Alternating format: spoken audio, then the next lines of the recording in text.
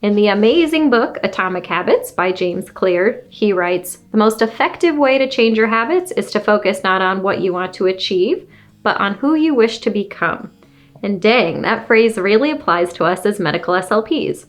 So start thinking of the SLP you wish to become, and I'll help you create some habits to get you there. Because today, we're going to be discussing 3 habits of successful medical SLPs. I'm Theresa Richard. I've been a medical speech pathologist for 15 years. I'm a board-certified specialist in swallowing and swallowing disorders. I'm the founder and CEO of the MedSLP Collective and MedSLP Education. Number 1, investing in continuing education. The first habit we're going to talk about is one I see every successful medical SLP do. They invest time and energy in their continuing education. Whether you're a new or seasoned SLP, taking the time to grow your clinical skills and knowledge is the key to success. There is always more to learn, and there is always new information and research that's coming out. It's our job to stay on top of that so we can provide patients with the best care possible. As SLPs, ASHA requires us to earn at least 30 professional development hours during each 3-year certification maintenance interval in order to maintain our Cs. It's a bit of a mouthful, but here's how I think of it. Those 30 hours or more are an investment in your education and clinical skills. Even if you're a clinical fellow and not eligible to earn professional development hours yet, you can still complete courses, attend conferences, or listen to podcasts to help you become a more confident and skilled SLP. I recommend picking an area you want to specialize in based on your current practice or where you see yourself in your dream job. For example, if you work in a SNF, you could take courses focusing on dementia, dysphagia management, and end-of-life care to serve your current caseload. Or if you work in a school but would love to transition to dysphagia diagnostics someday, you can listen to podcasts like Swallow Your Pride, check out specialized conferences like the Dysphagia Research Society, or complete the head and neck cancer or acute care pathways on the Medical SLP Collective. I also think this is a great way to try out something new and being open to new settings and opportunities. This field truly has so much to offer, and if you're feeling bored or even burnt out in your current setting, take a course about a different setting or technique. It might just reignite that spark you've been looking for. I've met quite a few SLPs through the MedSLP Collective who have gotten job offers because they showed so much initiative and investment in their own education and skills. Wouldn't you want a hardworking SLP like that on your team? Number 2, fostering positive relationships with colleagues. This is important no matter what setting you work in. Whether you're on a team with 10 other SLPs or you're flying solo, the most successful SLPs I know work hard to create good relationships with their colleagues. I know the term networking makes most of us squirm, but don't worry, you don't have to go to one of those business networking events your college roommate probably dragged you to at some point. I'm talking about simply being yourself and fostering genuine positive relationships with the people you work with. This can be as simple as sharing an interesting article with a coworker or bringing cookies in for a team member's birthday, or as big as joining a committee on ASHA.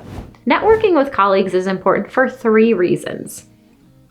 Number 1, having friends within the SLP community makes the hard moments easier to go through, and the wins even better. Because as much as you try to explain it, your non-SLP bestie probably won't understand your productivity challenges or why you're so excited about your patients' fees. Number 2, connecting with other medical professionals is how we grow.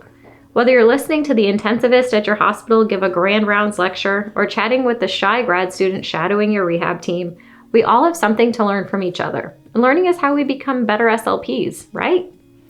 Number 3, teamwork makes the dream work. The phrase sounds so corny, but it's so true. You don't have to be best friends with your coworkers, but being positive and open will always be a stepping stone to success. For example, if you've been working on getting access to fees in your SNF, it's a lot more likely to happen if you're friendly with your DOR than if you've been hiding in your office since you started working there 5 months ago. I'll be posting other videos just like this one that you won't want to miss, so make sure to hit that like and subscribe button, turn on the notification bell. Also, do you have any specific questions about which habits will help you succeed as an SLP? Leave a comment below and tell me about it. We'll be sure to get your questions answered as soon as possible. Also, make sure to stick around until the end to claim a freebie. Number 3, setting time aside for self-care and life outside the world of SLP. Our third and final habit of successful SLPs might sound a little counterintuitive in our world of hustle culture, but hear me out. You will be a better SLP when you take time for yourself. You cannot pour into others and help others if you are not pouring into yourself. You are an SLP, but you are also a friend, a family member, a sibling, a person with hobbies and interests outside of our field.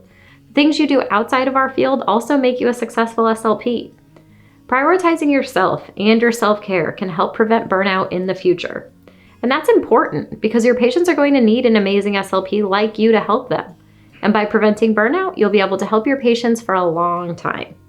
So whatever self-care or fun looks like for you, spending time with friends and family, going for a hike, crocheting tiny images of larynxes onto pillowcases, whatever it may be, make sure you clear time in your schedule and actually do those things each week. I truly feel like I was able to accomplish more and take on more work and work more effectively when I started taking care of myself more.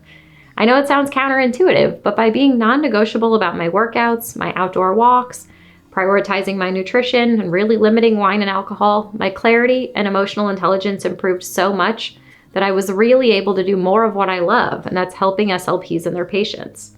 By the way, I recently created an entire video on the topic of how to prevent burnout with medical SLPs. There are tons of resources and suggestions inside. You can check it out at the link in the description. Since you stuck around until the end of this video, I've also got a free gift for you over at MedSLPcollective.com. You'll get instant access to our free MedSLP Collective clipboard kit.